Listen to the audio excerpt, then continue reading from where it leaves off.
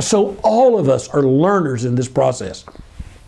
The first goal is learning, and that demands a teaching process. So here's what you're going to do. You're going to teach. You're going to teach in this way. You're going to constantly introduce new material. We're going to make sure you get it. Every month you'll have new material to offer to your group, new resources, new prayer concepts, ideas that advance the prayer effort, advice, reading materials. Each participant, each local church prayer leader, member of a learning team is free to take away the best ideas. We're not dictating to them.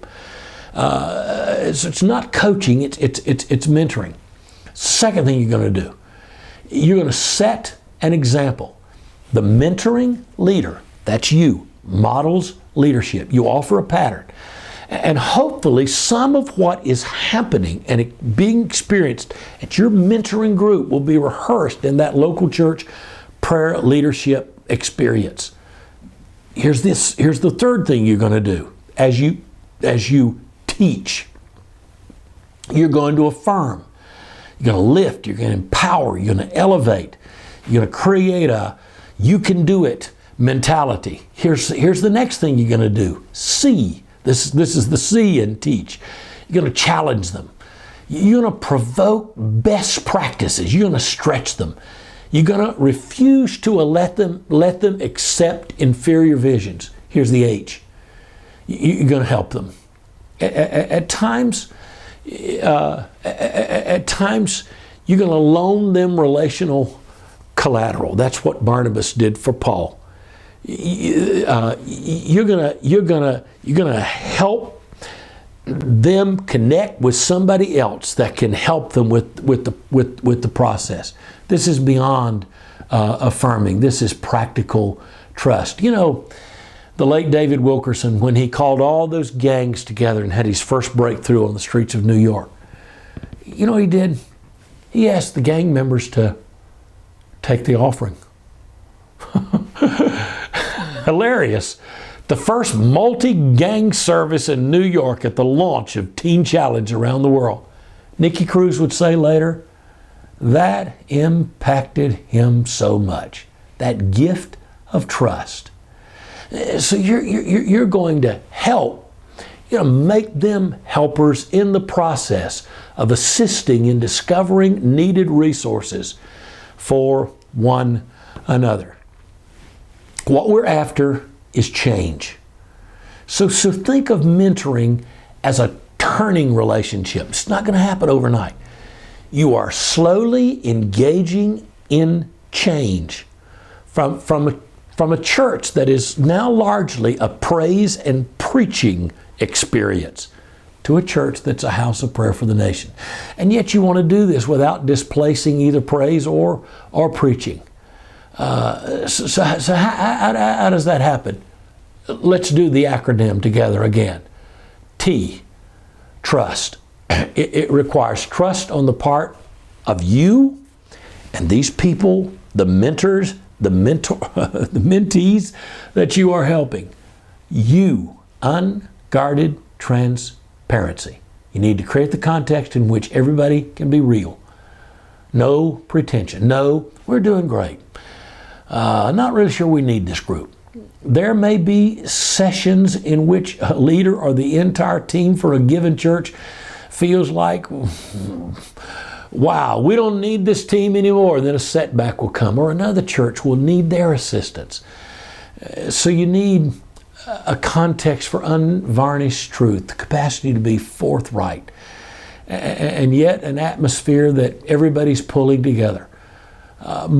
Truth moments are essential, always wrapped in love, but nevertheless candid. No question is foolish. Here's the R. You refocus.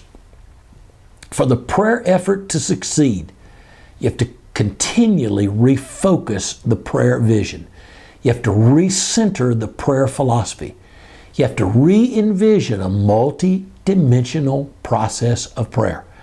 And then that means repenting of narrow prayer theology and selfish prayer practices and ideas, and even narrowness of prayer style.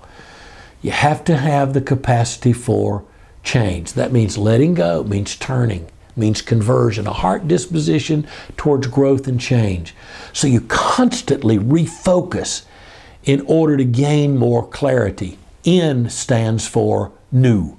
Introduce new models, best practices, a variety of prayer styles. Break out of prayer ruts without creating a kind of hierarchy of prayer styles. This is the best prayer style. We pray with all prayer. Make your prayer wineskin flexible. Keep discovering prayer in new ways. Be open to change.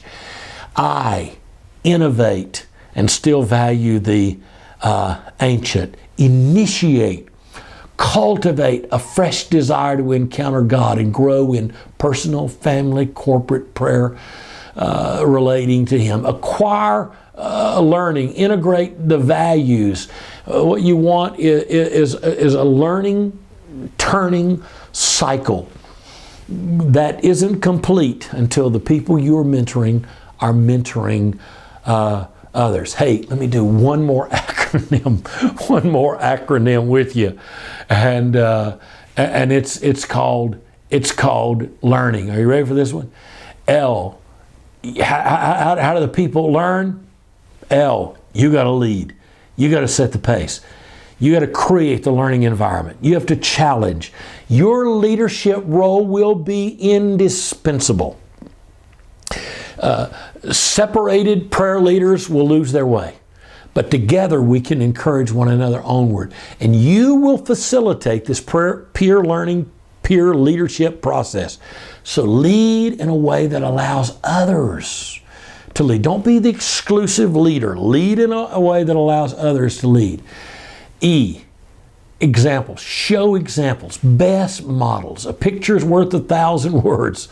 So one of the challenges is there's not a lot of good prayer models for praying churches. So we're going to find glimpses, programs, pieces at the national and state level to assist with this process. A. Affirm. Give attaboys by the dozen. Affirm the effort alone. Keep everybody at the table. You want a team process. Refuse to let anybody say, well, we're just going to go home and pray. It's like we've always done. No, transforming a church is not an easy task. Here's the R, resource. Keep sharing resources. This is why sharing this book in one big piece may not be the best idea, because it's just too much together. Keep coming back. Oh, I never saw that. I didn't see that. Mention new resources. Mention old resources. No one left behind. If a church drops out, God forbid, keep them on your call list. Check on them. Encouraging them, come back to the table, join the process. Get them in another mentoring group if you need to. Stay in touch with them. So you may end up with phantom members of your mentoring group to whom you relate in a special way. Don't emphasize their absence, by the way.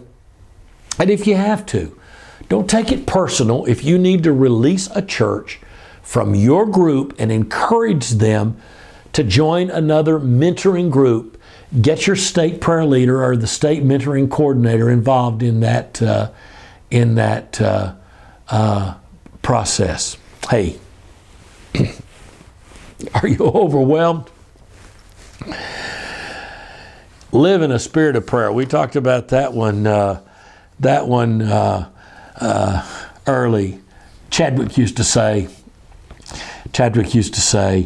"Oh, to be known at the throne." I love that line.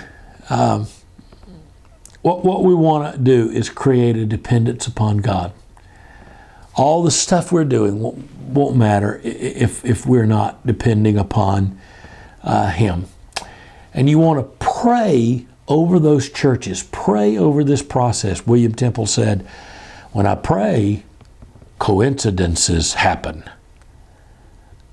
And when I don't pray, they don't happen."